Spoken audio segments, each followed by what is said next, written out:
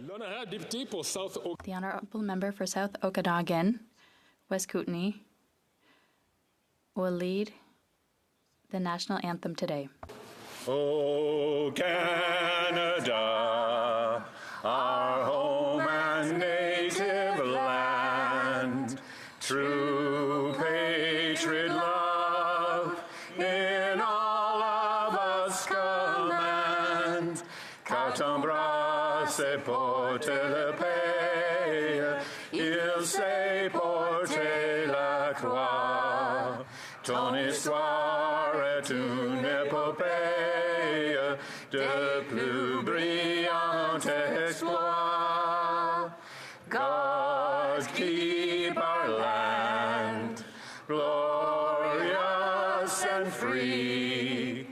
O Canada, we stand on guard for thee. O Canada, we stand on guard for thee. I think I got this right now. Let the doors be open. Que l'on ouvre les portes.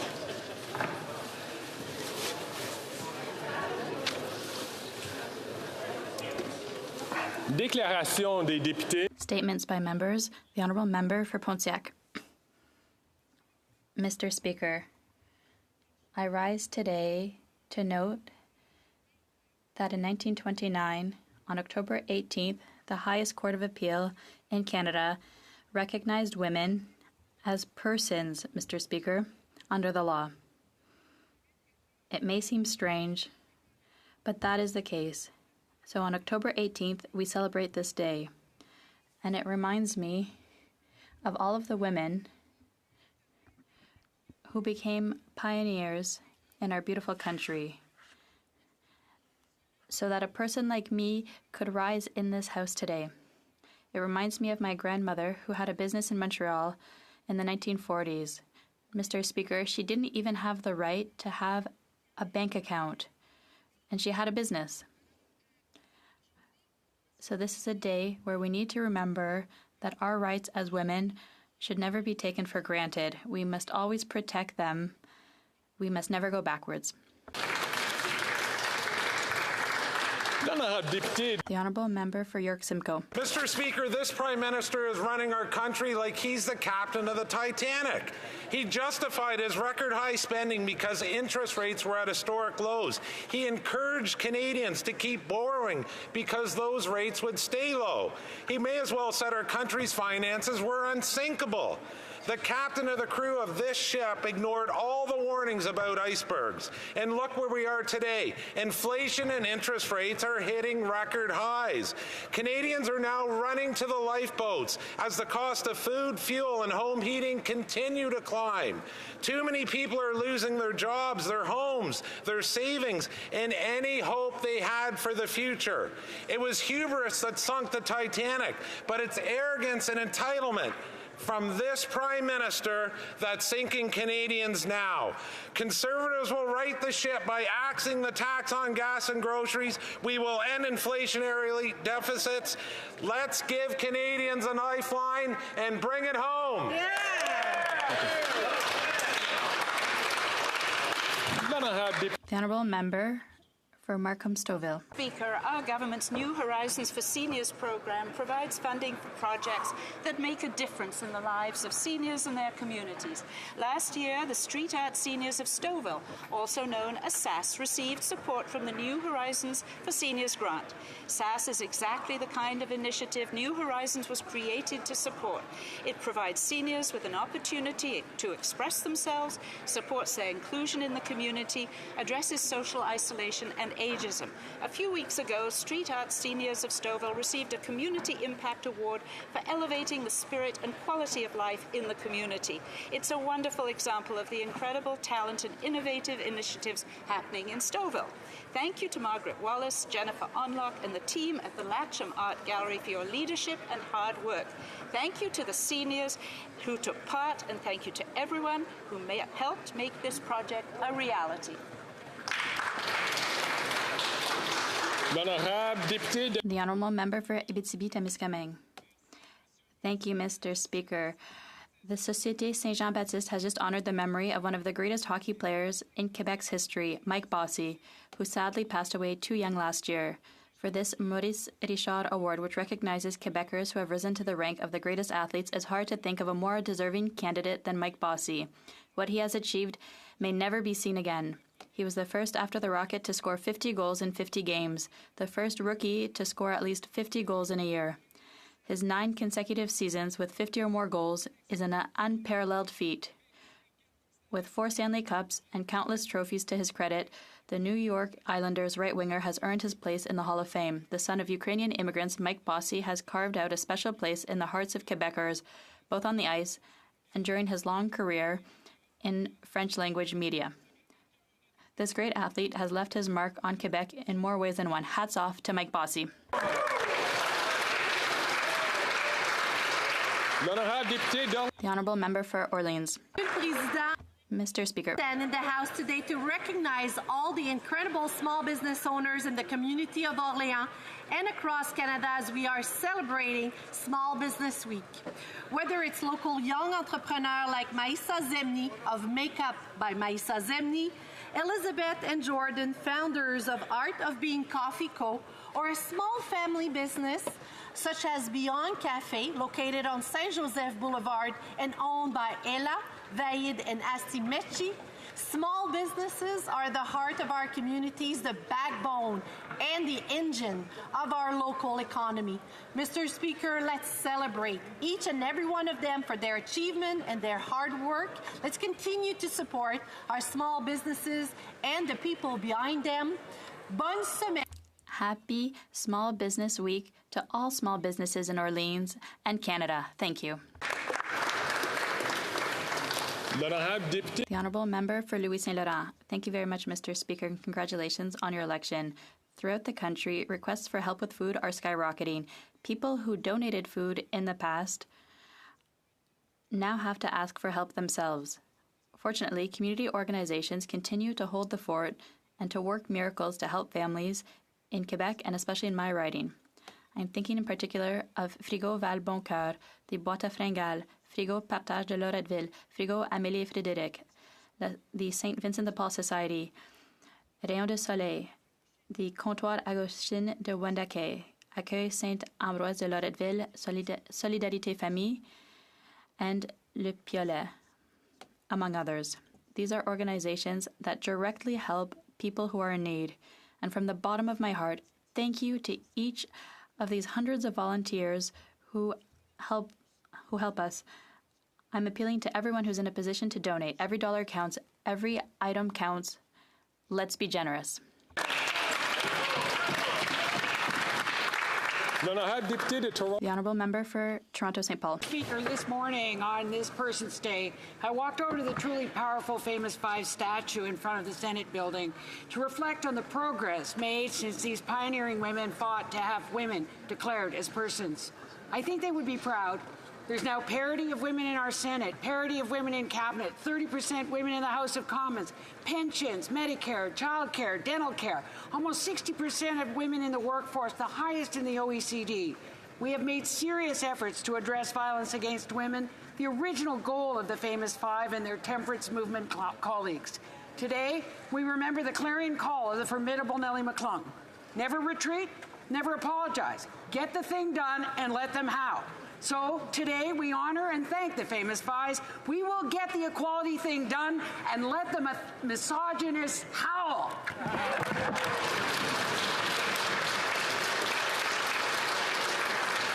The Honourable Member for London West.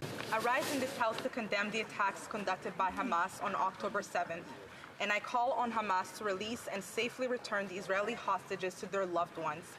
I condemn the airstrike on the Al-Hi Baptist Hospital from yesterday. What we're witnessing in Gaza is a humanitarian catastrophe. Over 1 million people have now been displaced. 3,000 have been killed. A third of them are children. I implore us to exhaust all tools that would allow humanitarian corridors to open for humanitarian aid to reach Palestinians. Now, more than ever, we need governments to work together to de-escalate the situation in Gaza and ensure the safety of innocent civilians. My deepest condolences go out to every single person that has lost a loved one on either side of this conflict. Jewish and Palestinian communities are looking for leadership to see their humanity. That is our job as leaders, Mr. Speaker. Thank you.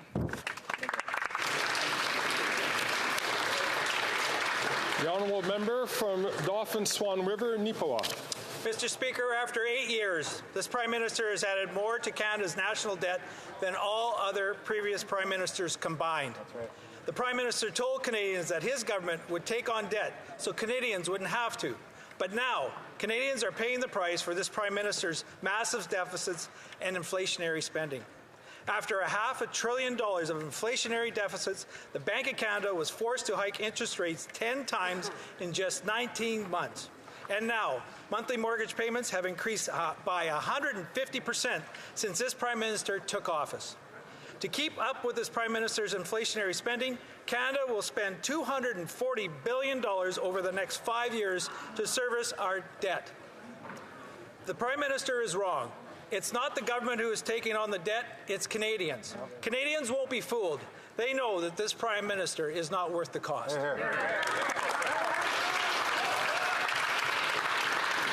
The honourable member for Cambridge.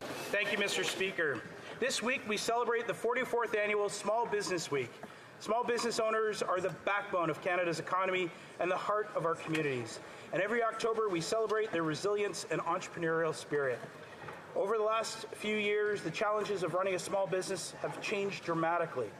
But entrepreneurs across Canada have recovered, innovated, and adapted, Mr. Speaker. Through it all, our government has been there to support them. From the Canada Emergency Business Account, keeping doors open during the pandemic, to the Canada Digital Adoption Program, helping businesses compete in the digital era, to programs helping underrepresented groups fulfill their entrepreneurial goals, our government has been there for small business, Mr. Speaker. As the Parliamentary Secretary to the Minister of Small Business, I am excited to roll up my sleeves and get to work with entrepreneurs and small business owners across the country. Thank you, Mr. Speaker. The honourable member from Regina Leuven. After 8 long, miserable years, Canadians are sick and tired of this NDP Liberal government. The Liberal ministers were happy to take a photo op with grocery CEOs and then promise that prices would go down before Thanksgiving. Well, Thanksgiving has come and gone, and the prices continue to climb. Yet another broken promise by these Liberals. Canadians just can't trust anything they say. First, the industry minister met and said he has a plan to lower food prices. Then he said prices were stabilizing and Canadians should look for this in their local grocery flyers. Now he seems to have no idea what's going on. What this Prime Minister needs to realize is just like budgets, grocery bills will not balance themselves. All Canadians know that this Prime Minister simply is not worth the cost.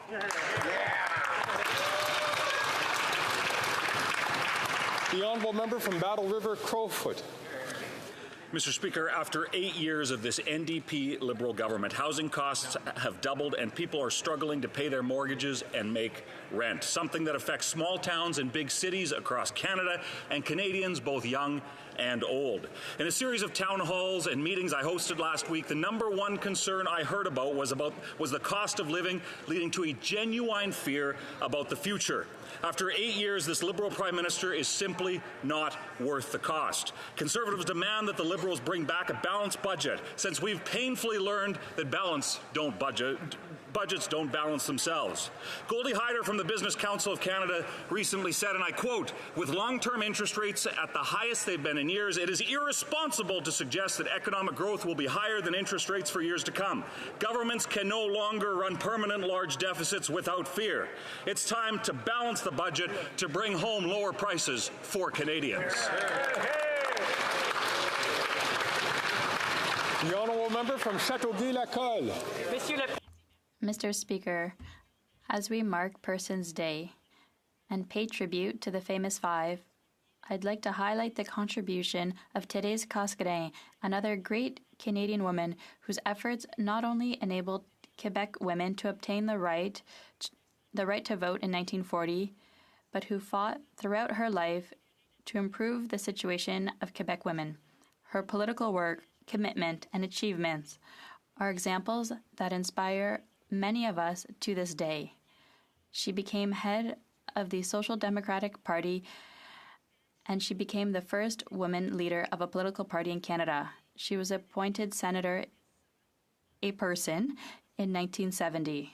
Mr. Speaker, the famous five, Thérèse Casgrain, and the women of that era who fought for our rights, opened the doors for us. Let's make sure we keep them wide open. Thank you, Mr. Speaker. The honourable member from Nunavut. Despite the harsh colonial and genocidal policies that my mom was forced to endure, my mom had the strength to have faith and teach me about love and forgiveness, as with many Indigenous peoples. I am comforted in knowing my mom is finally at peace.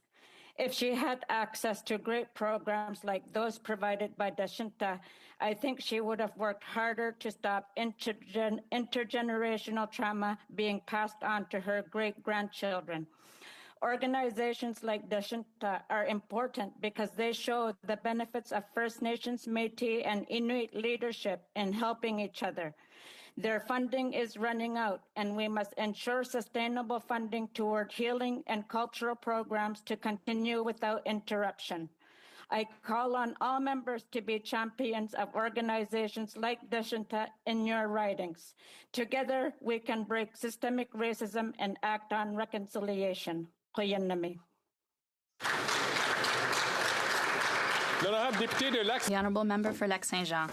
Mr. Speaker, in one of their beautiful songs, Beau Dommage sang that all of their nightmares happen at 6 o'clock on television. These words sadly resonate with the difficult times in which we live. Ukraine, Nagorno-Karabakh, Gaza, everywhere, war sows tears and desolation, and there will be no winners. Who wins when children die? Who wins when civilians are strewn across deserted streets, when hospitals where the sick and wounded seek care and refuge are bombed?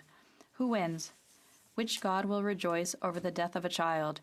Which government will proudly claim the death of a grandmother? What cause justifies the tears, the pain, the grief? Who is proud of humanity, Mr. Speaker? Who would tell us, seeing our weakness in the face of the climate emergency and our fervor when it comes to killing each other, keep up the good work? I don't know how it's all going to end, and I have no desire to see the results of these dark days, but I do know that humanity must pull itself together. I know that we need to pull ourselves together, Mr. Speaker. I know one thing. We have to be better than this, Mr. Speaker.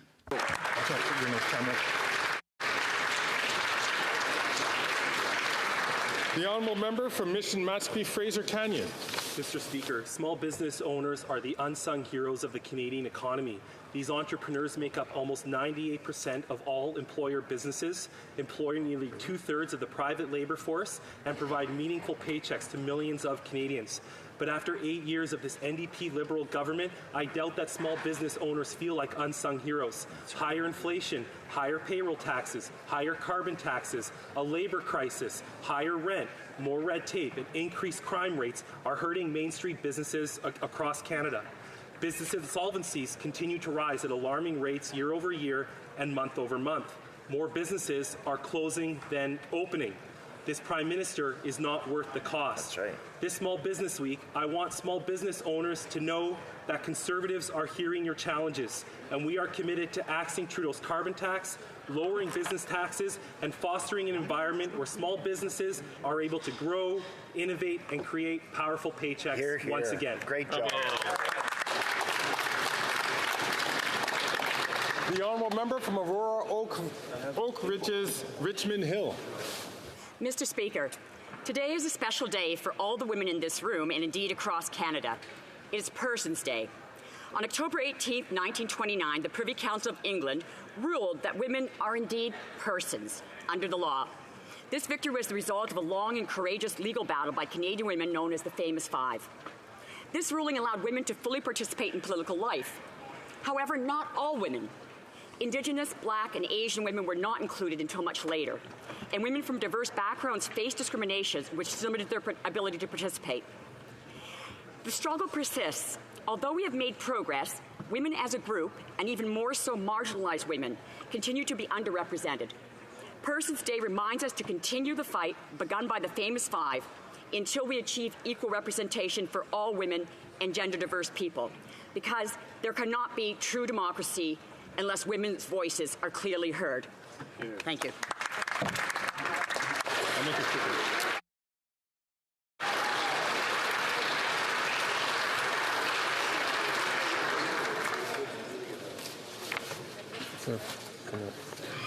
Comme elle avait promis avant la semaine de relâche, la présidence souhaite faire une déclaration à propos de l'ordre.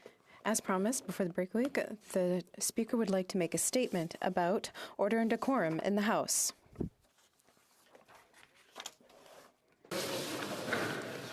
Après 8 ans de ce gouvernement, le taux d'inflation. After 8 years with this government, inflation is the highest it's ever been in Quebec.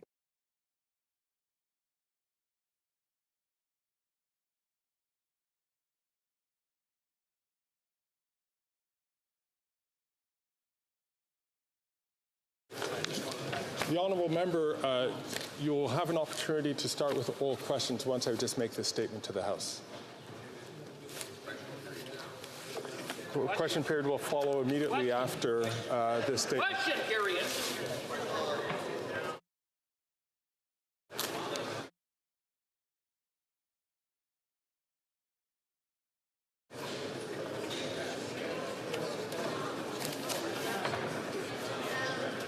Jeremy? May I ask the honourable member, please, to take his seat for a moment while I consult with the table.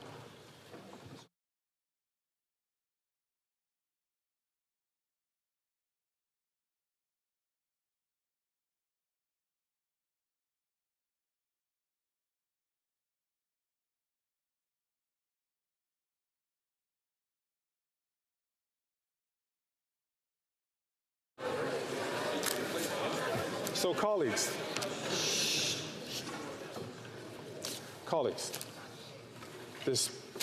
the Speaker has the choice as to when to start question period. There will be a full question period that will follow after this declaration from the Speaker.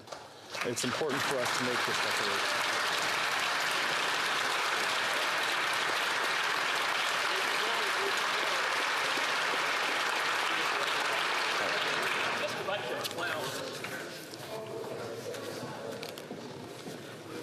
Point of order.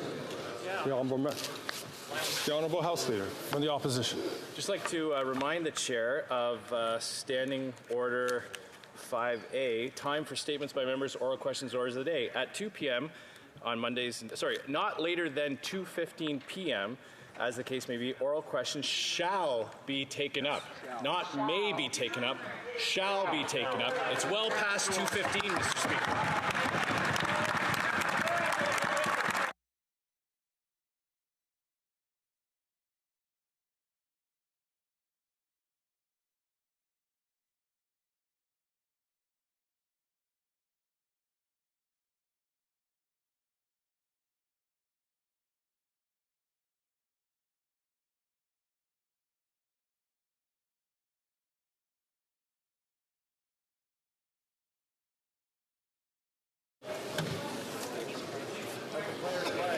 After consultation with the table, it is important for members to understand that we have dérogé de cette habitude de commencer.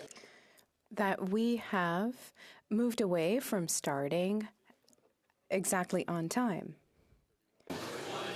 Le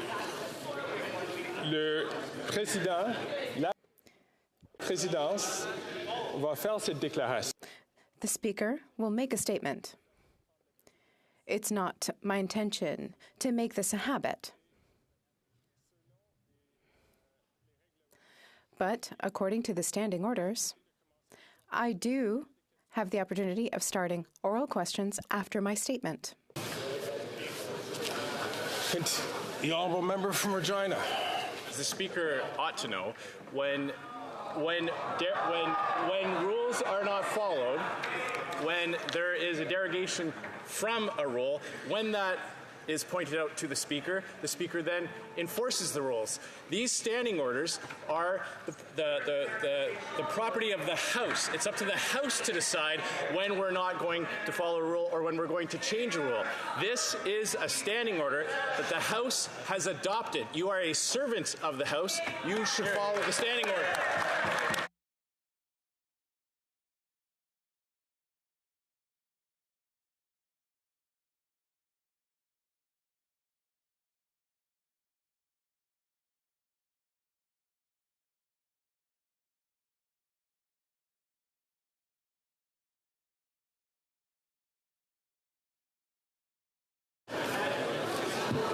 I'd like to thank the honourable member from Regina Capel for pointing out the standing orders, and indeed he is correct. There are written standing orders. However,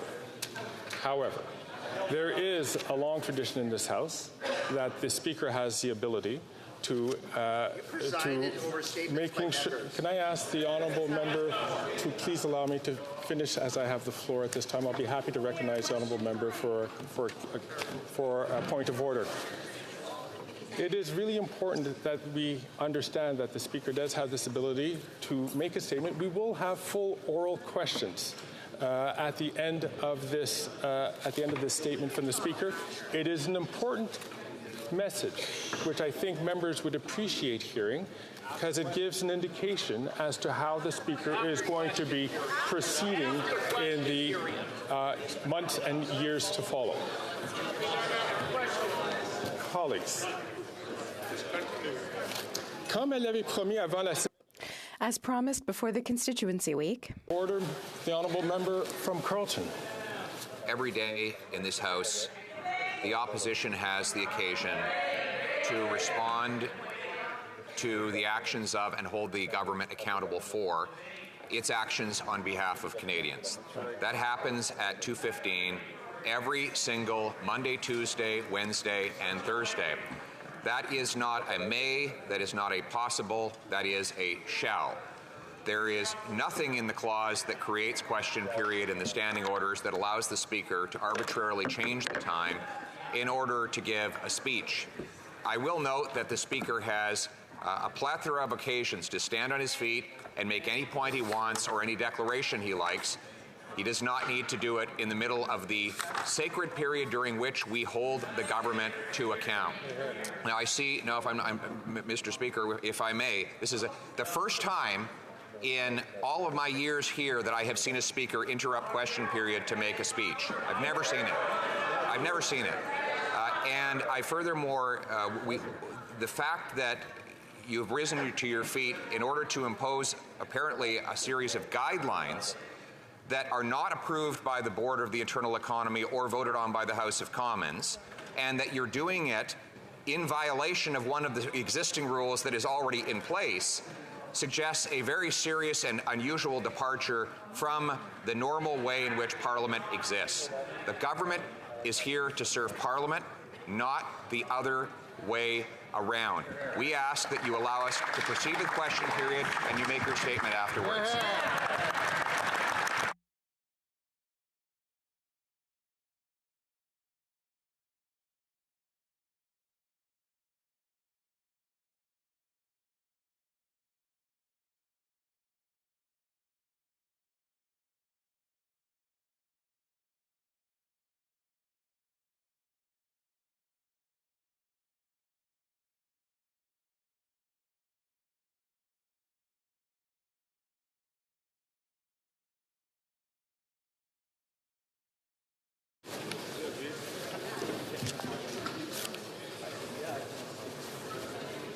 I'd like to thank the honourable member for Carleton for his intervention. I would like to inform the House, though, this is not the first time that the Speaker has interrupted the proceedings to make a statement from the chair between the point of SO 31s and oral questions.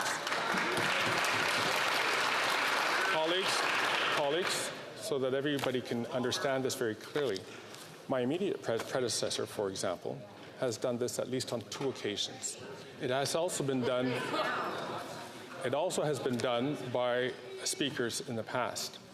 I'm going to continue with this statement. I think it's important for all members to understand this, and I'd like to reassure the member from Carleton and all members that there are going to be no new standing orders that would require the approval of you members. But we're talking about, I invite you to listen to this statement. I would invite you to listen to this statement in order to be able to improve order and decorum in this House. Good job. Come. Disorder in this House. That's what you've done. Comme elle avait promis avant. As promised before the constituency week, the chair would like to make a statement on order and decorum in the House. In a very simple way, order and decorum are signs of respect for each other and for the institution. Respect which is necessary for productive debate in a deliberative assembly. It is, in fact, fundamental to Parliament's ability to fulfill its constitutional role. I decided to stand for Speaker because in the 8 years that I've been a member, and prior to that as a keen follower of parliamentary proceedings, I've noticed a deterioration in the collective decorum in this place. It is important to note that this deterioration was not inevitable. It is not a natural outgrowth of the advent of social media. We can choose to conduct ourselves differently. I suspected other members felt the same way, and during the many discussions that I held recently with members from all sides of the House, confirmed this feeling. Decorum and disorder was the one issue that was most often mentioned to me in the one-on-one exchanges that I had, and not just in passing. Perhaps most importantly of all, members felt that bad behavior dishonors not only ourselves as elected members of Parliament, but also dishonors Canadian democracy. On October 3rd, 2023, when I was invited to take the chair for the first time, I said, we need to make sure that we treat each other with respect and that we show Canadians an example, because there can be no dialogue unless there is mutual understanding of respect. There can be no ability to pursue arguments, to make points be heard, unless we all agree to extend to each other that sense of respect and decorum. I meant it then. I mean it now. Members should not be surprised by my statement today. Not long ago, on May 8th, 2023, my predecessor rightly said, in a ruling on decorum which can be found at page 14,090 of the Bates, quote, the rules and practices governing order and decorum are intended in part to ensure that proceedings are conducted in a civil, courteous, and respectful manner. In particular, members are expected to address each other through the chair and to avoid making any offensive or disruptive remarks. For example, stating directly or indirectly that a colleague is a liar or has lied is unacceptable, unquote. The honourable member from has raising a point of order. I would usually ask if this was a filibuster, but for the purposes of planning, I'm wondering if the Speaker might indicate to the House how long he expects to continue.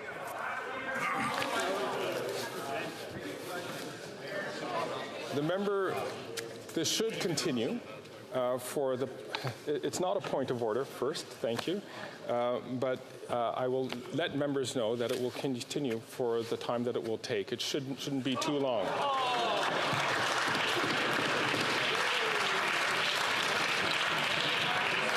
So after...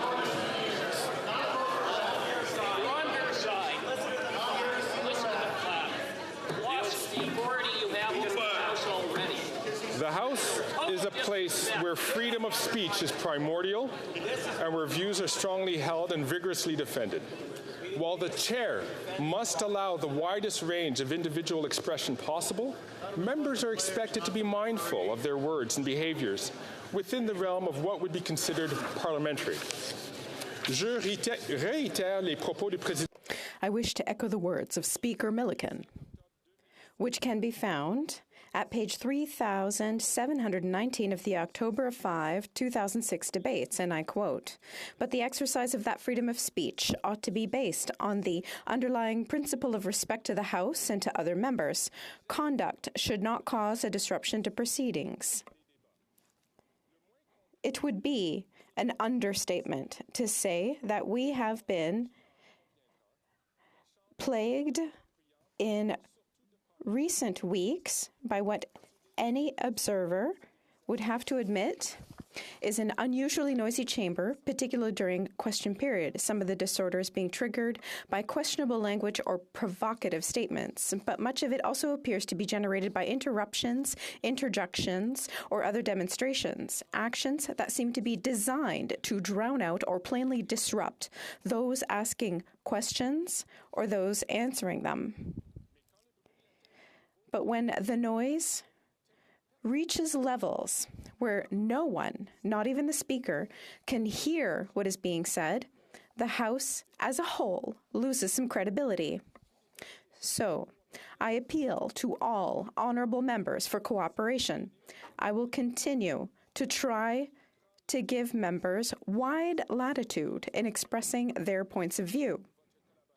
But I ask for all members' assistance in ensuring that we can all hear the member who's been recognized and who has the floor, end quote. Going forward, I will be fair and will ensure that all members, regardless of which side of the House they sit on, can freely speak their minds, vigorously hold the government to account, challenge each other's ideas, and thoroughly consider public business. As your Speaker, I will equally be looking for ways of improving the overall decorum in the House, and I will be dogged in that pursuit. I commit to doing this as your servant and to enforce the rules that you yourselves have given the House on your behalf. I will do so with humility and also with an outreached hand. Within our purview, all the chair occupants will work collectively to ensure that the rules of order and decorum are respected, applied consistently, and to the same standards.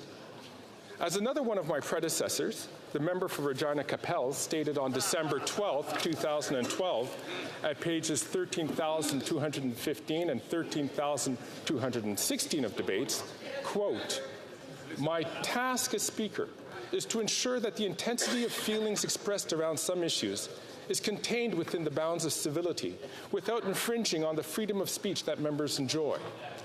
The Chair tries to ensure that our rules are adhered to in a way that encourages mutual respect. However, all members will recognize that ultimately the Speaker must depend on their collective self-discipline to maintain order and to foster decorum. My authority to enforce the rules depends on the cooperation of the House. Our electors expect all members to make greater efforts to curb disorder and unruly behavior. So I urge all members to reflect on how best to return to the House to the convivial, cooperative atmosphere I know all of us would prefer." Unquote. Étant donné l'esprit collégial, because of the collegial character of the House and the broad privileges enjoyed by its members, no one, not even the Speaker, can act unilaterally to improve the level of decorum in the chamber.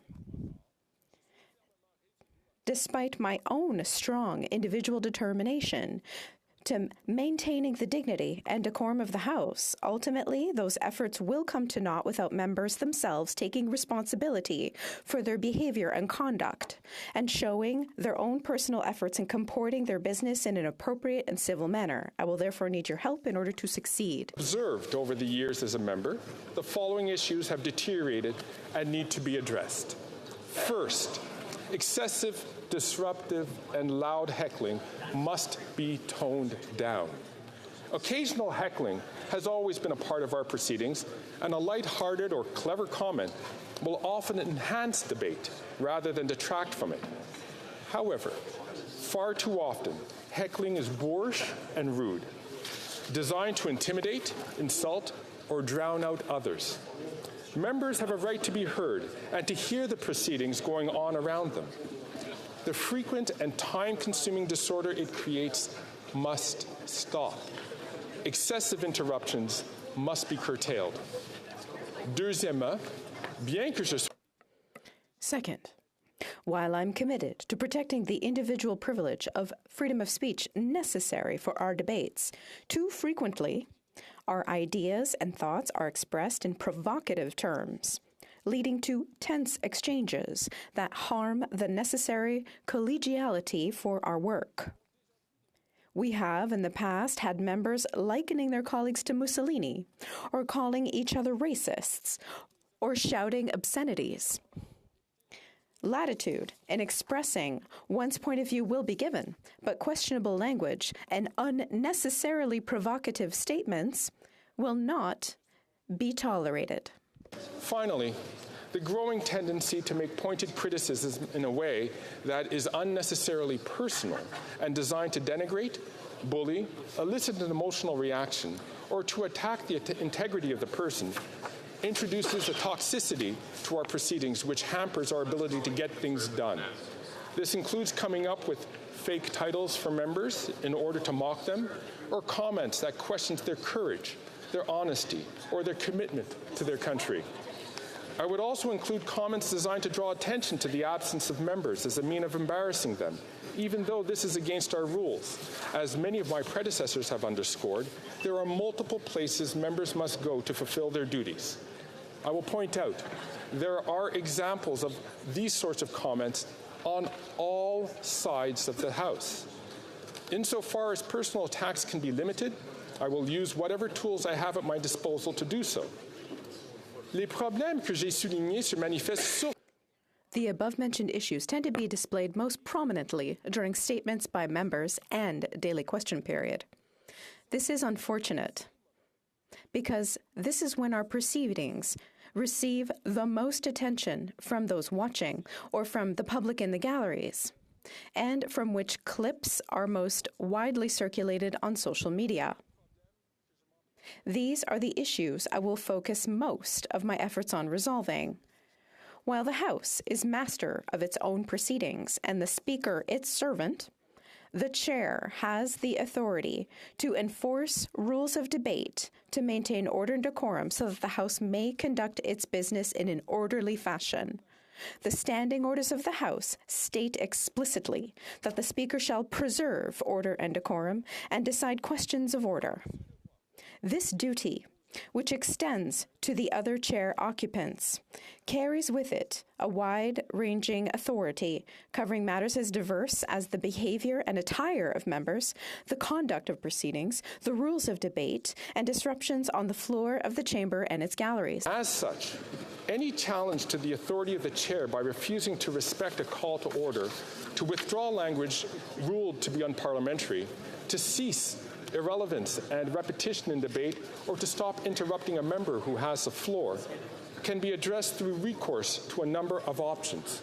For instance, the chair may recognize another member or refuse to recognize a member until the offending remarks are retracted and the member apologizes immediately in person or at a later time in writing to the Speaker.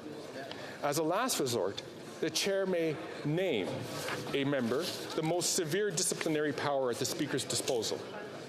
In the days and weeks ahead, as I proceed as outlined above, I will continue my discussions with individual members as well as with House officers in the different parties to see how we can join forces in our collective objective to improve the decorum in our proceedings. Je remercie les députés. I thank all members for their attention and invite them to reflect on the statement I've made today. I also wish to indicate that members are always free to come and see me if they wish to discuss the matter further. I thank the members.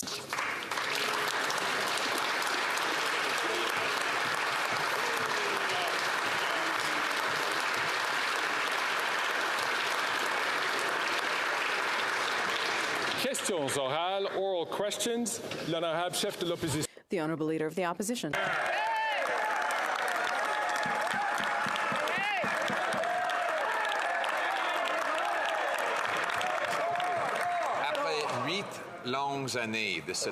After 8 long years of this Prime Minister, he's not worth the cost, and especially in Quebec, where the inflation rate has hit 4.8%, higher than elsewhere in Canada. After 8 years of inflationary deficits, the solution proposed by the Liberals and the Bloc is to significantly increase costs through a tax on gas and diesel that will increase the cost of every product that's transported. Will they put an end to these inflationary policies so that Quebecers can buy food and gas and housing? The Honourable Minister. Thank you, Mr. Speaker. We have no lessons to take from the Conservatives. What the Conservatives are proposing for the Canadians listening to us is to cut services, cut investments, and cut the future of Canada. We have a plan to help Canadians prosper in the 21st century economy. And what Canadians are realizing is that the Conservatives are too dangerous for our country. Thank you.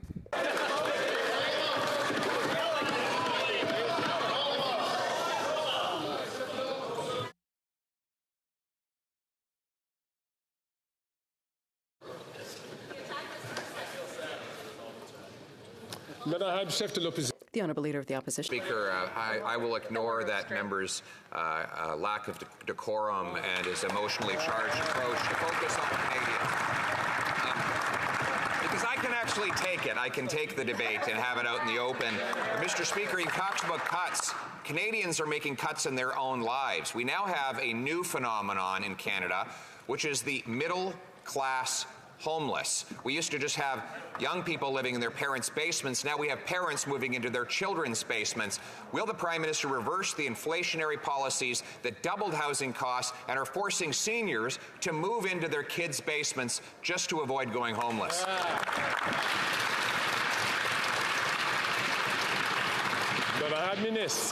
Mr. Speaker, I thank the honourable colleague for the question. Canada has a AAA credit rating, the lowest debt-to-GDP ratio in the G7, and low unemployment. And in addition, we will always be there to support the middle class, Mr. Speaker, whether it is 6 million old age seniors with the old age security benefit, whether it is 11 million Canadians with the grocery rebate, whether it is 4 million Canadians with the business supports. Mr. Speaker, what we do on this side of the House is invest in Canadians to build a stronger economy day after day, year after year, and we will continue on that course. Thank you, Mr. Speaker.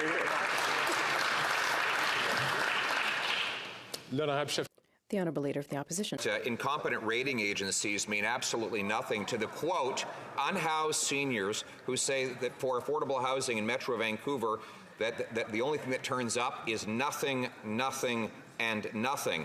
Nor does it mean anything to, and I quote again, this is even from the CBC, living in his broken down car, homeless man says he has until Thursday to move. We have both nurses and carpenters living in parking lots after 8 years of this Prime Minister doubling housing costs. Will they stop driving up the cost of living so that Canadians can house, feed, and heat their families?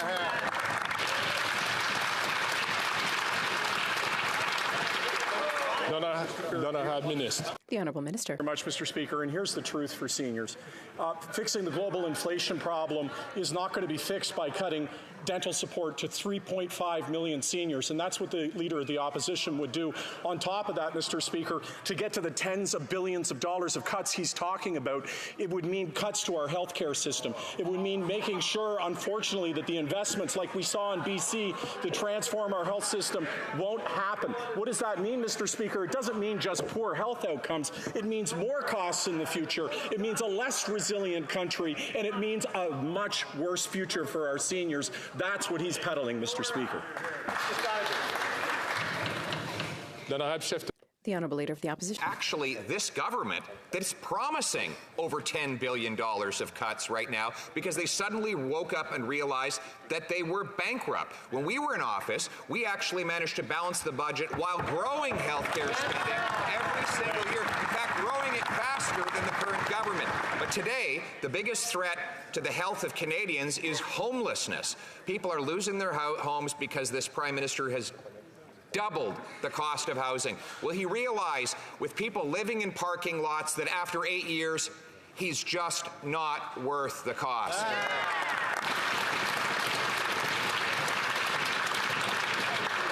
Mr. Speaker, unlike the party opposite L'honorable ministre. side of the House, we don't balance budgets on the backs of Canadians. On the contrary, Mr. Speaker, we invest in Canadians. Let me give you one example, Mr. Speaker. Lifting almost 500,000 children out of poverty with the Canada Child Benefit. And every single time there's an opportunity to support Canadians, Mr. Speaker, what does the other side of the House do? They vote against. Contre. That is not the way in which we will build a strong economy.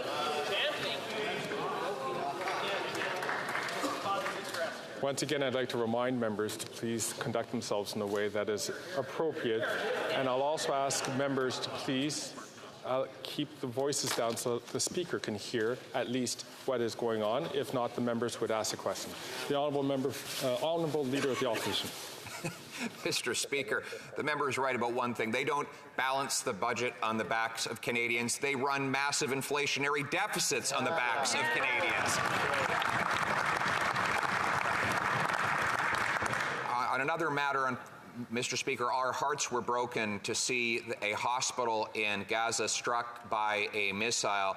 Disinformation peddled by Hamas and regurgitated by CBC was then amplified by the Prime Minister. Does he agree with President Biden that the offending missile originated with terrorists in Gaza?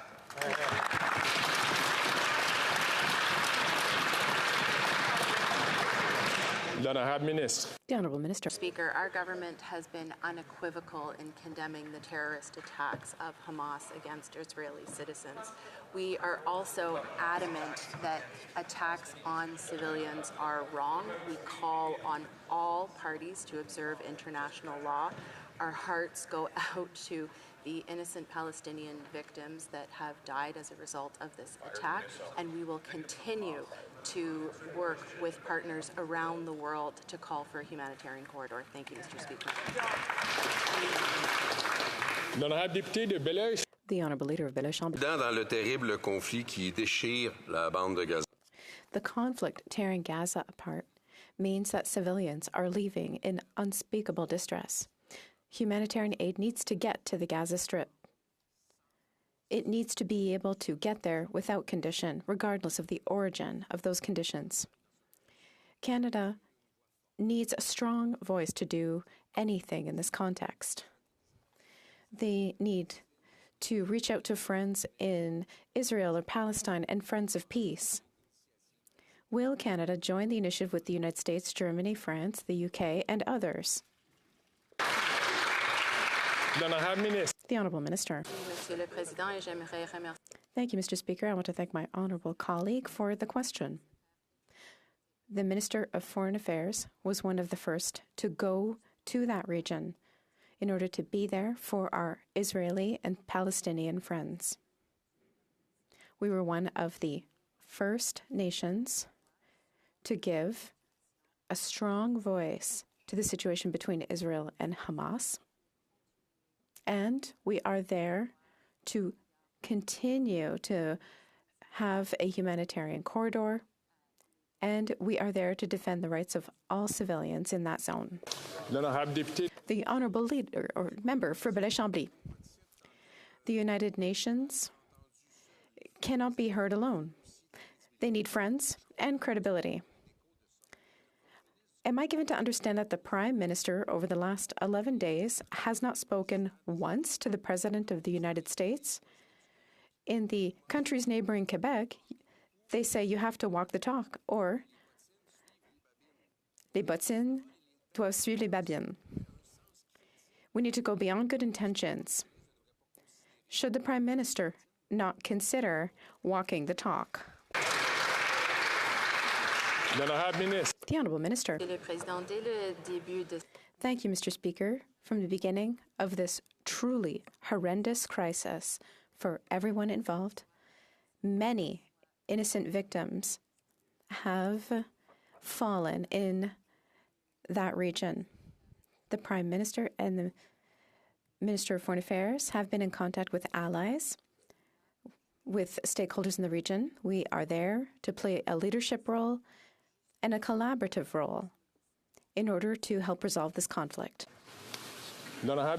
The Honourable Member for Burnaby South. Before Thanksgiving, the Minister of Industry said prices for groceries are coming down. Canadians just needed to check out grocery flyers. But now the Minister is backtracking, saying, well, he's not sure because the grocery CEO's plans are too secret. If the Minister can't get answers, then we will. Will the Minister of Grocery Flyers support our motion to summon the grocery CEOs back to Parliament again? Hear, hear.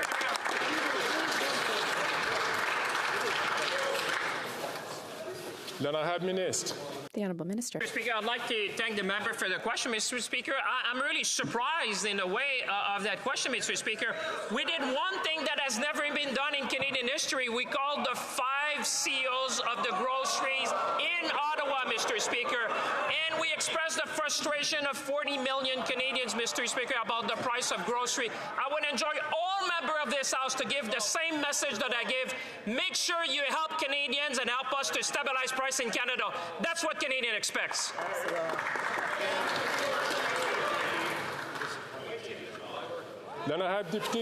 The Honourable Member for Burnaby South. Clearly, the Minister's plan to ask them nicely is not working. That's right. On va résumer. Un jour. Let's summarize. One day, the Minister says that they need to check prices in flyers. But now they don't know CEO's plans to stabilize prices because their plans are too secret. It's very clear that the Minister doesn't have a plan, so we can give him one. We tabled a new motion to force CEOs of large grocery chains to come back to appear before committee. Will the government support it? Yes or no? The Honourable Minister. Mr. Speaker, I'm glad to hear the question from the Leader of the NDP. Not only is that what we proposed, but I wrote to the chair of the committee to ask the chair to invite the CEOs of large grocery chains in Canada to share their plan with Canadians. So I'm glad to hear his question because we are the ones who asked the chair of the Parliamentary Committee to ask the CEOs to come and appear before Canadians.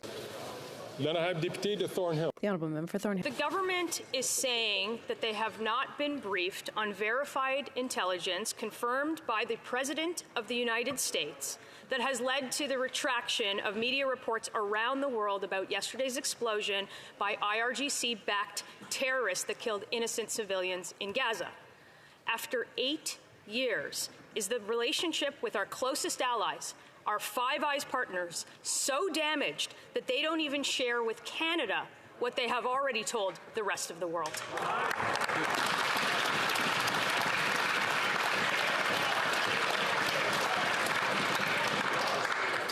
The Honourable Parliamentary Secretary. The situation in Gaza is a tragedy. The loss of Palestinian lives is absolutely horrifying. This is an unthinkable act, and it's imperative that innocent Palestinians be protected and that international law be upheld. Thank you, Mr. Speaker. The Business Council of Canada is warning the Liberal NDP government they can no longer run large permanent deficits without fear. After 8 long years, this Prime Minister added more debt than every government between 1867 and 2015 combined, creating 40-year highs in inflation and the fastest interest rate hikes ever. There is a massive fear of a looming mortgage default crisis if they don't balance the budget now. He's just not worth the cost. Will the Prime Minister stand up today and support our common sense, fiscally responsible motion to bring in balanced budgets so Canadians can keep their homes?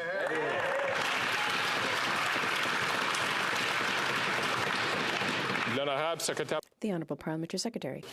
Mr. Speaker, my honourable colleague talks about fear. There is also fear among Canadians that the Conservatives are going to cut programs that they rely on. Mr. Speaker, this week, the Canada Child Benefit checks will arrive at Canadians' doors, Mr. Speaker, and in the members' riding in Calgary Forest Lawn, that means that individuals will get up to $10,000 lowered from their child care fees. Mr. Speaker, there are also 400,000 families in Calgary Forest Lawn that get the Canada Child Benefit checks.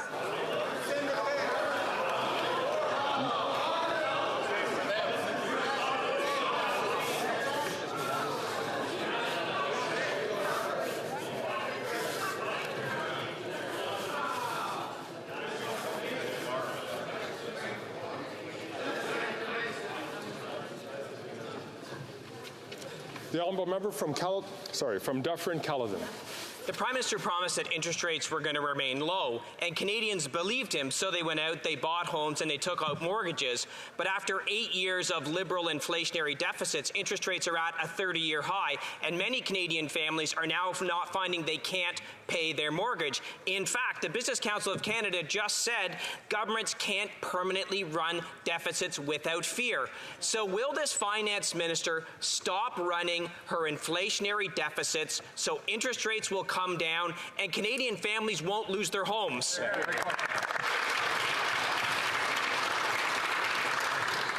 The Honourable Parliamentary Secretary. Speaker, and of course, allow me to correct the record. There are actually 400,000 families in Alberta collecting the Canada Child Benefit checks, Mr. Speaker. Those checks are coming out this week. And Mr. Speaker, under what the Conservatives are proposing, they would have those checks completely removed. They would be cutting those supports for Canadians. Mr. Speaker, I will remind you that while we continue to support Canadians, we are also running the lowest deficit here in Canada among all G7 countries. Good job. Député de Dufferin-Caledon. Mr. Speaker, there's only one cut that we're going to make. We're going to cut about 80 members from that side of the House when we form a common-sense Conservative government. And when we do that, we will address the concerns like the ship worker in Vancouver who's paying $7,500 a month for a mortgage. Wow. And what do they say? They talk about a AAA credit rating. How out of touch. They're gaslighting Canadians. Will they cut these inflationary deficits and get interest rates under control? Yes or no?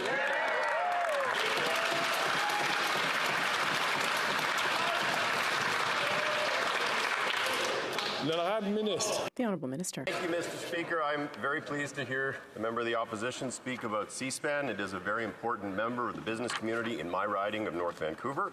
I was very pleased a couple of years ago to join the Prime Minister to announce the commitment to build an additional 18 Coast Guard vessels worth almost $16 billion, which will provide well-paid employment for the employees at C-SPAN for decades to come. Mr. Speaker, we are going to create good economic jobs, we are going to ensure economic opportunities for Canadians, and we are going to ensure affordability at the same time. Hear, hear.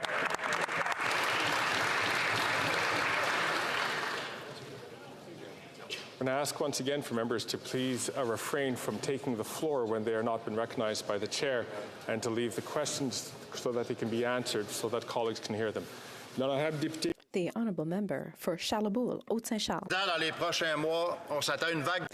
In the coming months, we expect to see a wave of mortgage renewals. RBC is going to renew 41% of its mortgages, but it's going to be difficult with interest rates that keep rising. We're seeing inflation on mortgage costs reaching over 30% a month.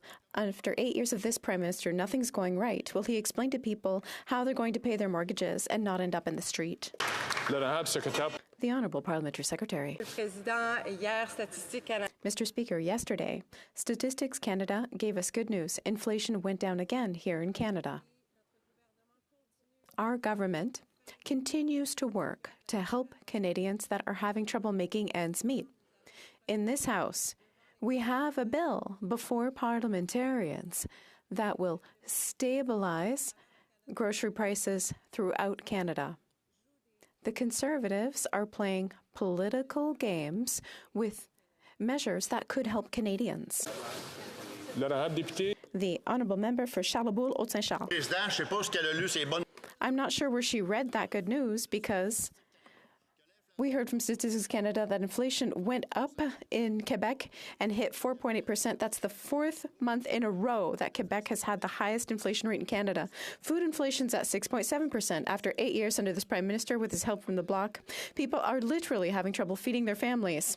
Are these the sunny ways promised 8 years ago? This Liberal government's not worth the cost. Does the Prime Minister recognize that in Canada in 2023 it's shameful for people to struggle to feed themselves? The Honourable Minister. Allô, je suis là, Monsieur le Président. Merci. I'm here, Mr. Speaker. When it comes to affordability, we need to help all Canadians, and that's exactly what we're doing on this side of the House. This morning, we've heard a statement that 98% of housing starts are due to programs that will help Canadians get a roof, and we're going to continue to work on that. The Honourable Member for d'Avignon, La Métis, Matane-Matapédia. Mr. Speaker, S&P Global revealed that Canada is going to be one of the world's leading oil producers by 2024. Forget the green transition. Canada is going to be one of the biggest oil producers on the planet. The Conservatives applaud this, but it's not their doing. It's the Liberals doing. Under their watch, oil production went up by 10% in the midst of a climate crisis. Under their watch, Canada will produce 500,000 more barrels of oil every day. Is that really the environmental record Liberals want to leave as their legacy? I'd like to ask before the minister answers the question, I'd like to ask the member from Signal Hill to please wait his turn to be recognized by the chair to take the floor. The Honourable Minister. Merci, Monsieur le Président. Thank you, Mr. Speaker. L'honorable collègue sait que le cause de changement. My honourable colleagues know that climate change is caused by greenhouse gas emissions, and we're going to reduce those emissions in every sector of the economy. We have a detailed plan to reduce greenhouse gas emissions and to grow an economy that will be prosperous in an economy that will be low in carbon. And that's what we're going to continue to do. The Honourable Member for Repentigny. Canada is going to become a worldwide driver for oil production 2024 thanks to Trans Mountain. Trans Mountain is going to enable Canada to break oil production records and therefore break pollution records. But taxpayers are paying for Trans Mountain, and it's costing us $30.9 billion. $30.9 billion is almost $800 a person, including babies. The Liberals are charging us $800 each to pollute more. Not to mention subsidies and the costs of natural disasters. How dare the Liberals ask Quebecers to pay to pollute more?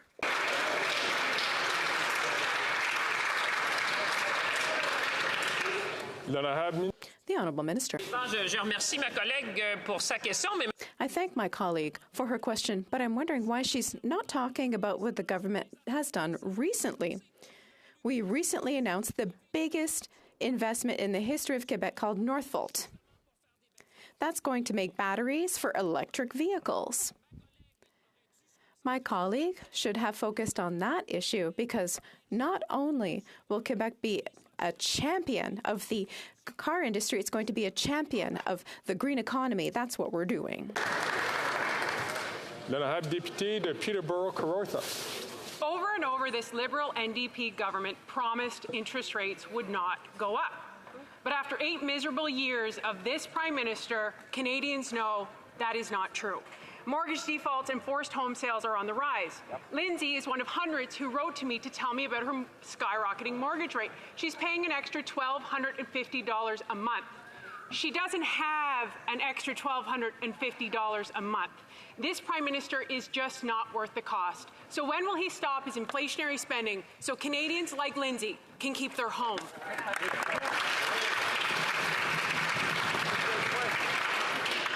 Secrétaire parlementaire.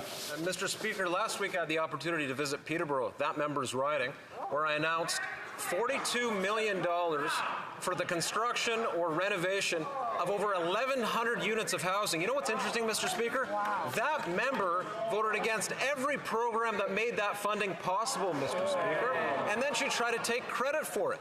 It's astounding what the Conservatives continue to do. What Canadians need is a government to be behind them, to see more construction built, to see the Canada Child Benefit continue to have an effect. Dental care, child care, they're against all of those, Mr. Speaker.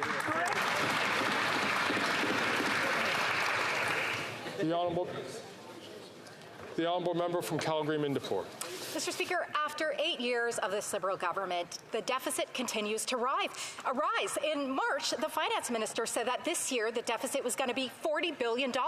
Well, the parliamentary budget officer just told us that she was off by at least $6 billion. Wow. Earlier this month, in a Senate committee, finance officials couldn't even say what the Liberal NDP government is spending on debt interest charges.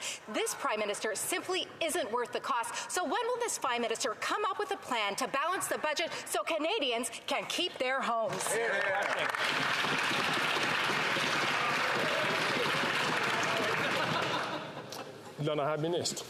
Mr. Speaker, I find it highly shocking that Albertans from the Conservative Party in this House are absolutely silent on a matter that really affects the middle class in Alberta.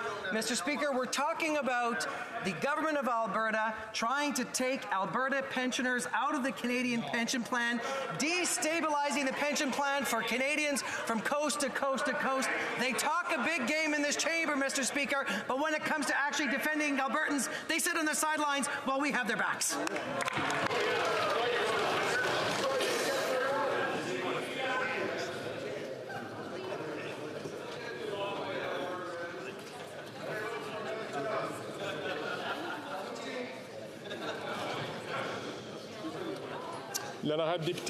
The honourable member from Mégantic-Clairette. After years of inflationary spending, the Prime Minister has literally killed the dream of young Quebecers to become homeowners. Imagine a young Montrealer has to earn $116,000 a year in order to buy a house, which doesn't include a 20% down payment. How can a young person earn that kind of salary and put money aside for that? After 8 years, did the Liberals realize that the Prime Minister is not worth the cost and that people in the middle class can no longer afford a Prime Minister that's mortgaging their future?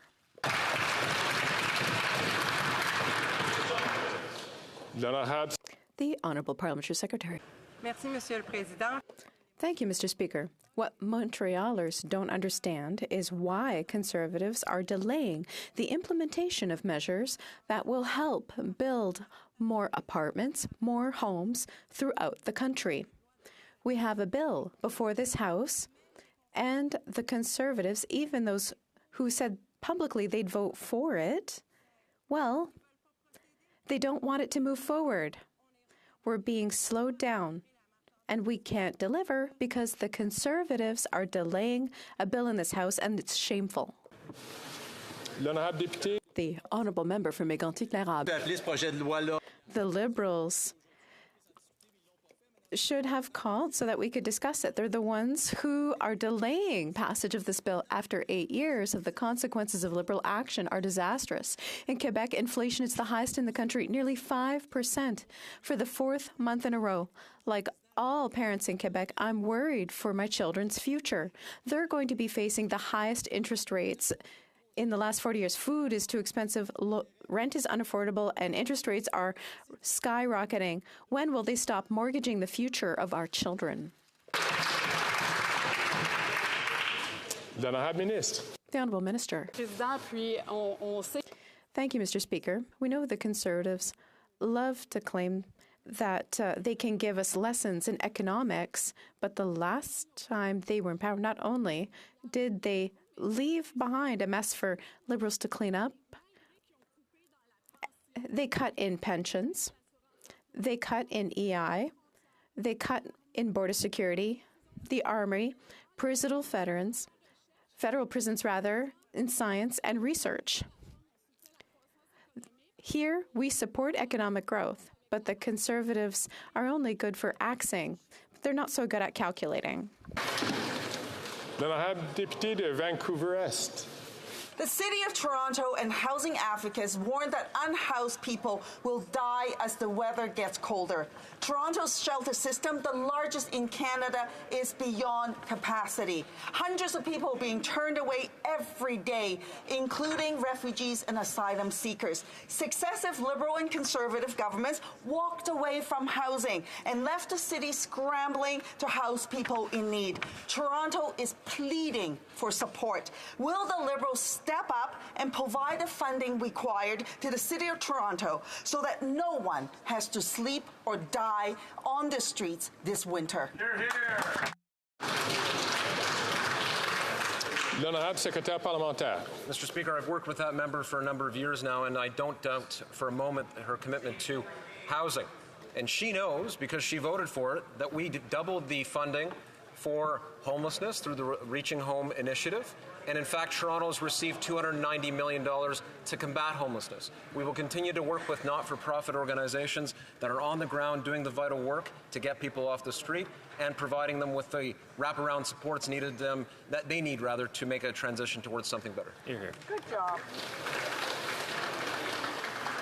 L'honorable député de Port Moody, Coquitlam. Mr. Speaker, homelessness in Coquitlam, Port Coquitlam, and Port Moody is up by 86%. Community leaders from the Tri-Cities Homeless and Housing Task Group are calling for political courage. I agree. People unable to find a home is past the point of a crisis, and with colder weather on its way, action is needed. But the Liberals are out of touch, and their lack of concern is appalling. What are the Liberals going to do to get people into affordable homes before the winter?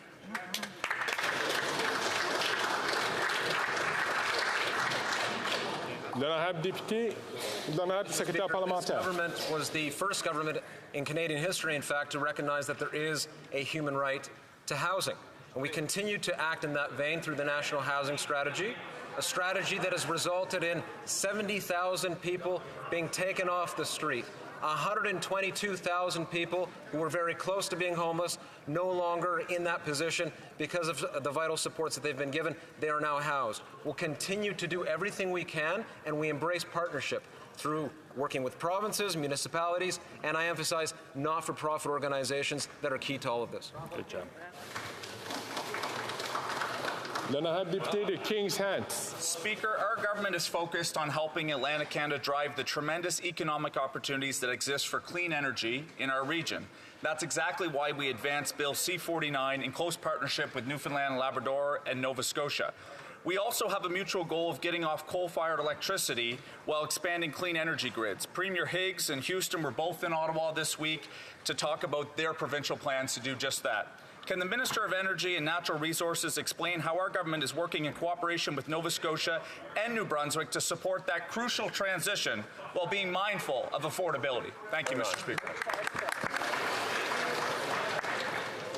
L'honorable ministre.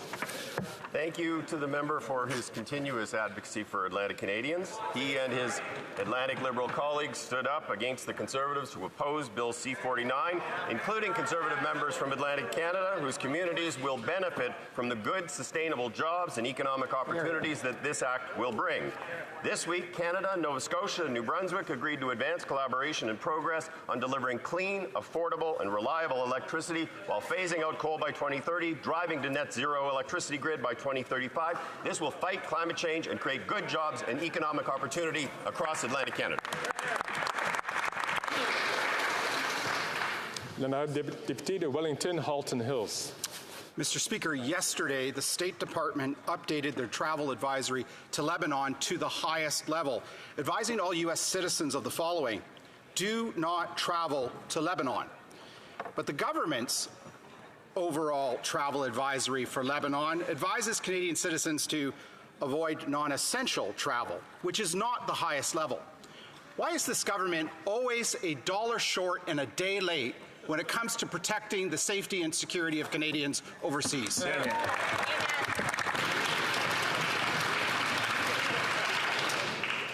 L'honorable secrétaire parlementaire. Thank you, Mr. Speaker. And I would disagree with the honourable member. We are never late protecting Canadians. We will always stand up for the security and safety of Canadians here in Canada and abroad. As the Speaker knows, yesterday the Minister indicated that Canadians in Lebanon should make plans to leave. We are aware that the situation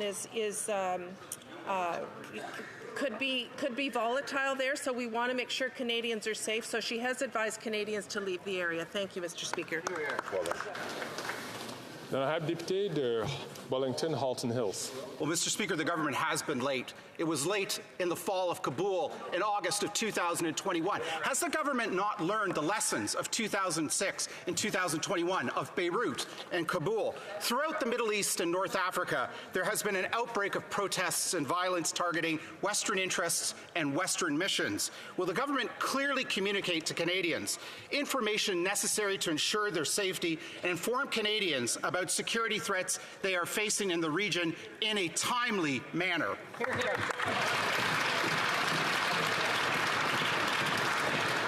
Le secrétaire parlementaire. Thank you, Mr. Speaker. And yes, Mr. Speaker, we have, and we will continue to. These decisions are made by officials on the best advice. We will continue. We will continue, as we always do, to ensure that Canadians are safe when they are abroad. Thank you, Mr. Speaker. The honourable member for Bellechasse-les-Etchemins-Lévis. Mr. Speaker, 8 years of inflationary Liberal policies have forced Quebecers deeper into debt. We learned today that Quebec is Canada's inflation champion for the 4th month in a row. Groceries, housing, gas, everything's more expensive, courtesy of the Liberals with Bloc support. And the experts don't see any change anytime soon. Can this government finally offer Quebecers some concrete solutions and quit their reckless spending and get rid of the carbon tax? The Honourable Parliamentary Secretary. Merci, Monsieur. Thank you, Mr. Speaker. I'm always surprised that there are Conservatives from Quebec talking about the carbon tax because, Mr. Speaker, there is no carbon tax, no federal carbon tax in Quebec. Quebec is a leader when it comes to action against climate change. Mr. Speaker, we don't want to backtrack under the Conservatives. We don't want to stop our action to protect our environment in Quebec. The Conservatives are completely out of touch. The Honourable Member for Bellechasse-les-Etchemins-Lévis. Mr. Speaker, 8 years of inflationary Liberal policies have forced Quebecers deeper into debt. Young people are afraid they'll never be able to own a home. Others are suffering from financial anxiety.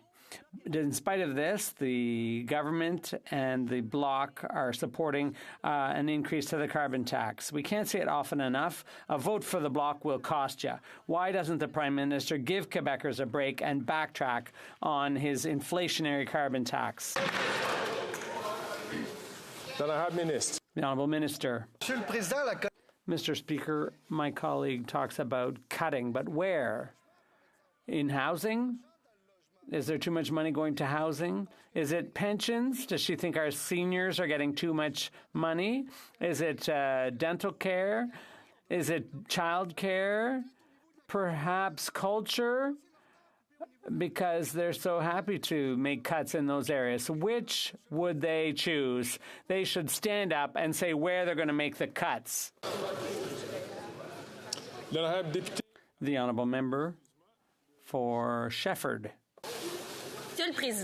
Mr. Speaker, the Liberals committed a terrible injustice when they created 2 classes of seniors by refusing to increase the OAS for 65 to 74-year-olds. Today, they have a historic opportunity to fix it. They can treat all seniors fairly in the face of a soaring cost of living and economic uncertainty. Will they support the Bloc's bill, C319, and put an end to 2 classes of seniors by increasing pensions for everyone 65 and over?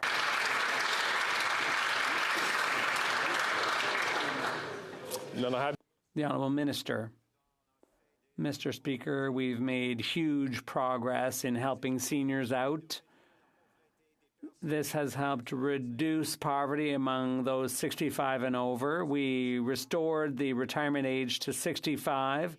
We increased the GIS, despite the constant opposition from the Bloc. And yes, we increased the OAS for the most vulnerable seniors. Thank you, Mr. Speaker. The Honourable Member for Shefford. Mr. Speaker, that's not right.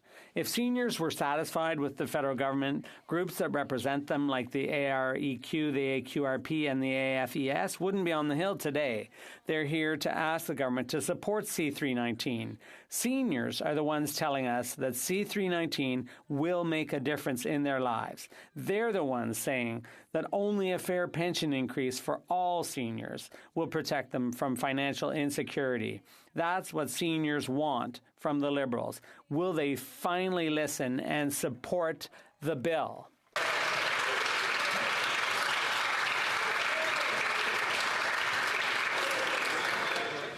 The Honourable Minister. Mr. Speaker, we restored the retirement age. We brought it back down from 67 to 65. We increased the GIS. And we did this in spite of the Bloc's opposition. We increased the OAS for those seniors that are the most vulnerable and for those with in need of dental care and other care. Thank you, Mr. Speaker. Deputy Abbotsford. Today, this House will vote on whether to protect the mentally ill against assisted suicide. But yesterday, the Justice Minister falsely claimed that euthanizing vulnerable Canadians was good public policy and the only way to comply with Canadian law. Meanwhile, we're hearing more and more reports of Canadians crying out for help and being offered assisted suicide instead. Is this the sorry state of our mental health system? Millions of Canadians oppose this government's fascination with assisted death. Will this government now bring a full stop to this madness?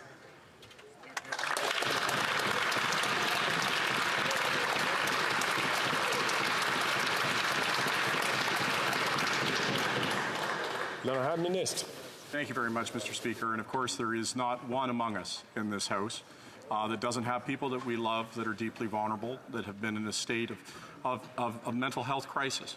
And every single person in this House wants to make sure that those people get the support and strength they need. That's why we're making critical investments there.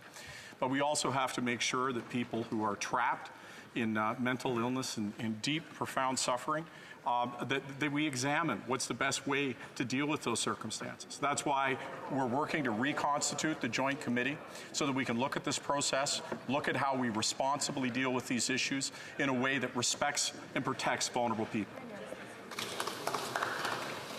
Then I have Deputy de Ban-Fairtree. Each year on November 11th, we gather to remember those who have made the ultimate sacrifice in defense of our nation. But now, under this Liberal government, our military chaplains are being told they can't even pray for the fallen. During World War II, chaplains led prayer on the boats on the eve of the D-Day landings. And chaplains have provided last rites to dying soldiers in the fields. But now, the Prime Minister is telling Canadians that on Remembrance Day, they can't even pray for those who fought for our country? What is going on, Mr. Speaker? Here, here.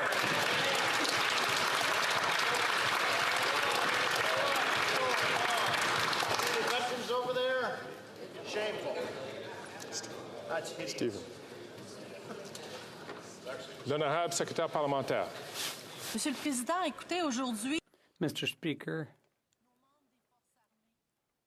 I'd like to give a shout out to our veterans and all those who've served our country. Everyone, to all these people, we need to say thank you. Thank you to the men and women who, particularly at this point in time, are defending what we do. And November 11th, as it is for many of my friends and colleagues here, on November 11th, we will remember and we will never forget everything our veterans have done for us. Thank you, Mr. Speaker. Wow. Shameful.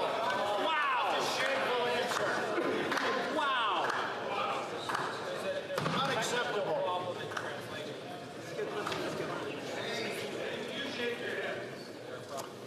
L'honorable député de Selkirk Interlake Eastman. Mr. Speaker, the Liberals are discriminating against people of faith who are wanting to contribute to our veterans. And it's bad Liberal policy that is actually driving down morale in the Canadian Armed Forces. It was reported that troops are leaving the forces in droves because of the lack of good, affordable housing. And sadly, military families are being forced to ask for donations to help offset the high cost of food and housing. After 8 long years, the troops can no longer afford these Liberals or will make that sacrifice. When will the Prime Minister finally start supporting our troops? Hear, hear. Hear, hear.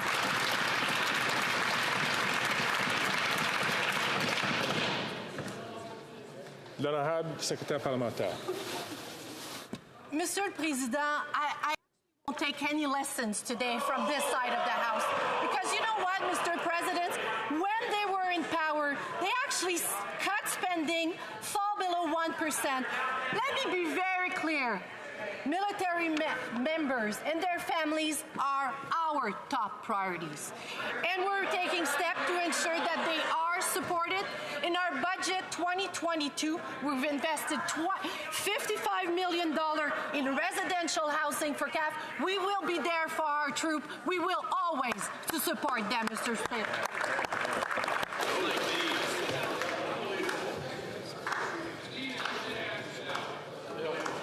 Colleagues, because the parliamentary secretary was close to me, I was able to hear her answer. I'm not certain if other members were able to hear her as clearly. Colleagues, I do ask you to please cede the floor to the person who's been recognized by the chair to be able to answer the question so that you can answer it. You can ask again. The honourable member from Madawaska-Ristigouche. Merci, Monsieur le Président. En tant que Thank you, Mr. Speaker. As a member of the Acadian community in New Brunswick and the proud member for Madawaska-Restigouche, I'm pleased to repeat the announcement that was made a short while ago about the Acadian National Celebration for 2024. My colleagues and I, Acadians, want to ensure that these celebrations continue to enjoy support from the federal government. Can the Minister of Canadian Heritage explain how the federal government is supporting the Acadian community, its culture, and its celebrations? The Honourable Minister. Mr. Speaker, I have to say that my colleagues worked very hard on the announcement that was made today, and I thank them for their cooperation. The announcement today reasserts the federal government's commitment to Acadian culture and history. And with the announcement today, we are going to be providing the $500,000 that is needed. So the we're rounding up to with a $250,000 commitment, and this is great news. And it is added to the funding for the Acadian Convention that is soon to come.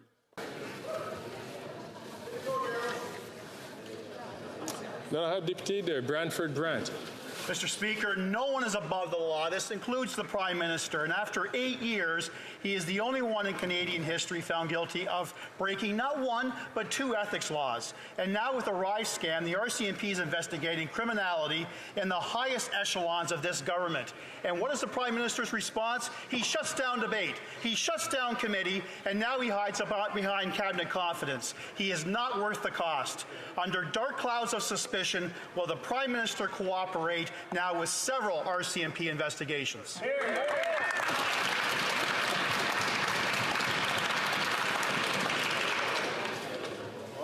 L'honorable secrétaire parlementaire. Thank you, Mr. Speaker. And as the member opposite should know by this time, the Prime Minister does not dictate committees. In fact, it is the responsibility of members in this House to determine what the committees decide to move forward with. But with that being said, Mr. Speaker, we have faith and trust in the RCMP and those that are set to investigate any accusations of wrongdoing. Mr. Speaker, we look forward to any reports that come forward from the RCMP, and Mr. Speaker, any form of misconduct will have consequences. May I remind the member from Brantford Brant to please, he had the opportunity to ask his question, to please listen to the response without comment. The honourable member from Leeds, Grenville, Thousand Islands and Rideau Lakes. Well, Speaker, Canadians would love for reports to come from the RCMP, but this Prime Minister is hiding behind cabinet confidences in the NDP Liberal coalition to keep Canadians in the dark about wrongdoing. That's why they weren't able to launch that criminal investigation into this government. And if you can believe it, there's a $1 billion so-called green slush fund that through misappropriation and conflicts of interest, this government has had to suspend because there's $150 million taxpayer dollars that have been mismanaged. Now, whistleblowers are looking for employment and reprisal protection, but we know that this government will do what they always do and throw a whistleblower under the bus, just like they did with Jody Wilson-Raybould when she called out corrupt Liberals. Will they protect these whistleblowers?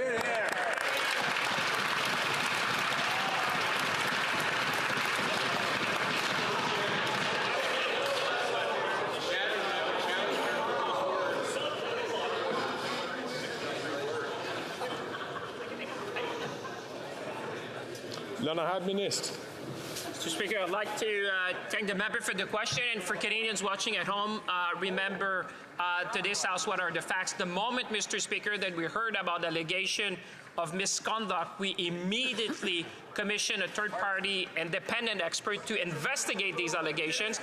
They reported back to me, and Mr. Speaker, we have suspended, in good governance, the funds that would be disbursed to protect the interest of Canadians, and I can assure this member that we'll take all measures required to make sure that proper governance is applied in all agencies of the Government of Canada. It's not true, though. PSPC knew in advance. de Yellowhead. Mr. Speaker, the Supreme Court has declared the Liberal No More Pipelines Act unconstitutional. Ignoring concerns from Canadians, the Prime Minister and his Minister for Carbon Taxes seemed hell-bent on destroying our natural resource sector. After 8 years of this Prime Minister's anti-resource agenda, Canadians are suffering. Common-sense Conservatives will advocate for our natural resource sector. This Prime Minister is just not worth the cost. Mr. Speaker, when will this NDP Liberal government do the right thing and repeal this disastrous bill? Hear, hear. Hear, hear.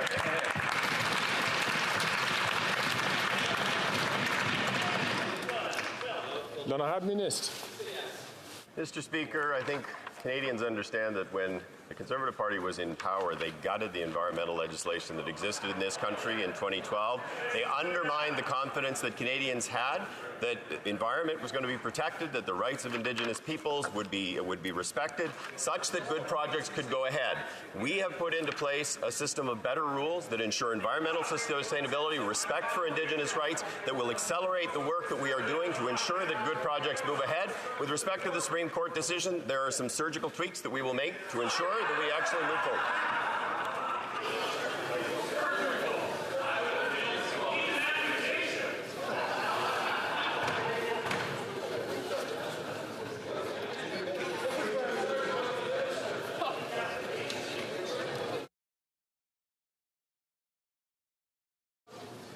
The honourable member from Winnipeg South Centre. Mr. Speaker, Jews in Canada represent just 1% of the population. Yet, as Irwin Collar reminds us, they are victims of 67% of reported hate crimes in Canada. Anti-Semitism is on the rise, and Mr. Speaker, Islamophobia is too. I met with Jewish students yesterday who are afraid to be outed as Jews in their own community for fear of their safety. I have spoken with Muslims who are afraid to be outed as Muslims in their own communities for fear of their safety. Can the Minister of Diversity and Inclusion let us know what role the government is playing in addressing the real anxieties of Jews and Muslims in Canada right now? Thank you, Mr. Speaker.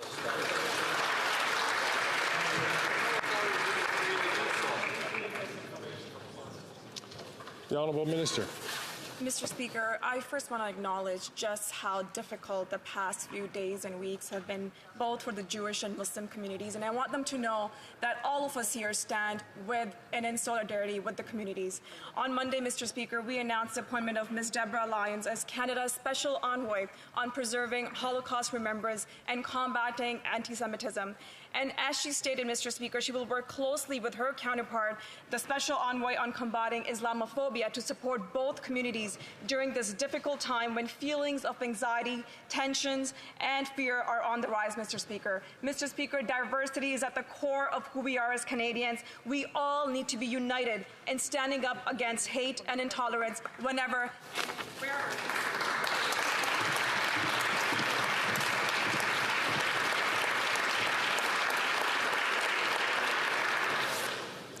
L'honorable député de North Island, Powell River. Mr. Speaker, those who join the Canadian Forces do so because they believe in service to their country. Now members are leaving their jobs because they can't keep up with rising house costs. Those who keep us safe can't afford a home. And the Liberals and Conservative solution? Leave housing to condo developers who keep costs so high. The people who serve us deserve better.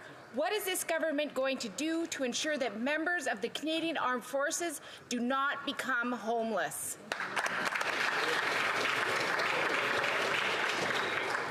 L'honorable secrétaire parlementaire.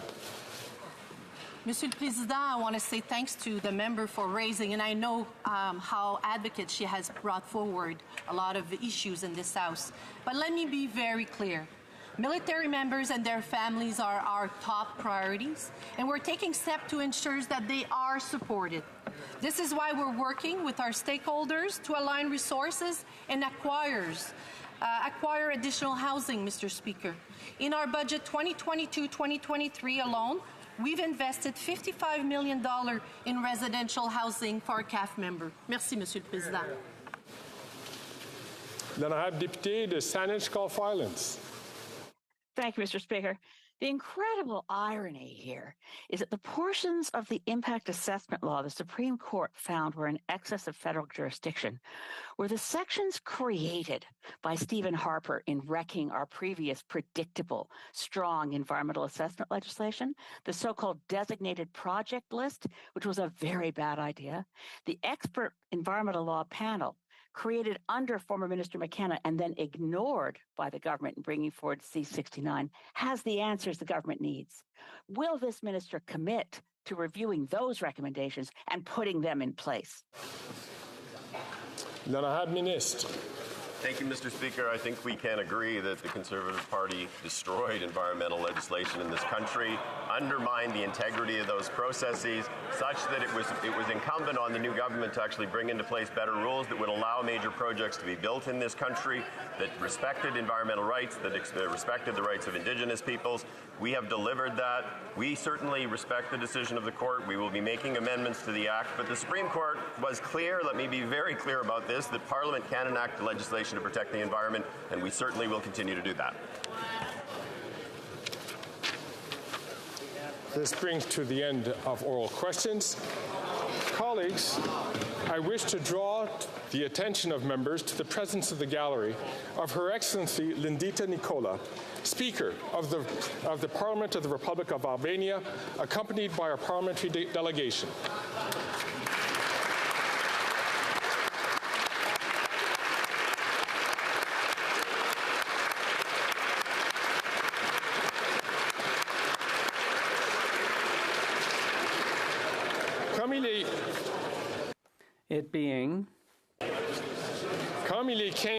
It being 3:42. Member from Regina Leuven. Speaker, if you seek it, I believe you'll find unanimous consent for the following motion: that this House concur in the following. The Speaker, to use the old hockey analogy, is nothing more than a referee. There is one thing I know, is that no one pays good money to see the referee. They go to see the stars. You see, the players on the ice. Said by you, Mr. Speaker, upon taking the chair on... I'm afraid I hear that there's no unanimous consent for the motion from the member. It being... It being 3:44, the House will now proceed to the taking of the deferred recorded division on the motion of Mr. Poilievre relating to the business of supply. Call in the members.